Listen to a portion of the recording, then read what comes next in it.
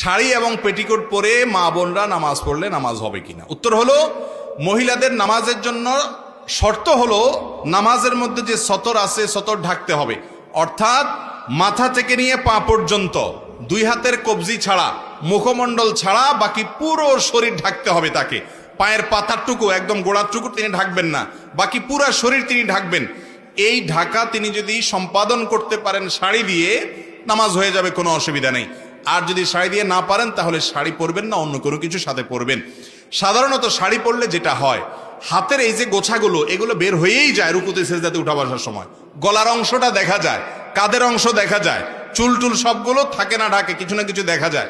এই জন্য যদি শাড়ি পরে পেটিকোট পরে কোনো মা বোন নামাজ পড়তে চান, তার উপরে একটা বড় ওড়না পরে নিতে হবে, যাতে করে ওই যে তার হাতের গোছা অথবা গলা, কাঁধ, চুল কোনো কিছু দেখা না যায়, শুধু মুখমণ্ডল খোলা থাকবে। আজকাল অনেক সুন্দর সুন্দর ওড়না বের হয়েছে, নামাজের ওড়না। এই নামাজের ওড়নাগুলো যদি পরে নেন নামাজের সময়, মাথা থেকে পা পর্যন্ত আপনার পুরাটা ঢেকে যাবে শরীর।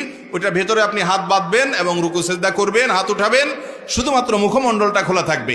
ভেতরে আপনার শাড়ি থাকুক আর থ্রি পিস থাকুক, কোনো অসুবিধা নেই। শুধু শাড়ি পরে যদি নামাজ পড়েন তাহলে সতর এটা অনেক সময় উন্মুক্ত হয়ে যাবে। এই একটি কারণে হাজার হাজার লক্ষ লক্ষ মা বোনের নামাজ হয় না।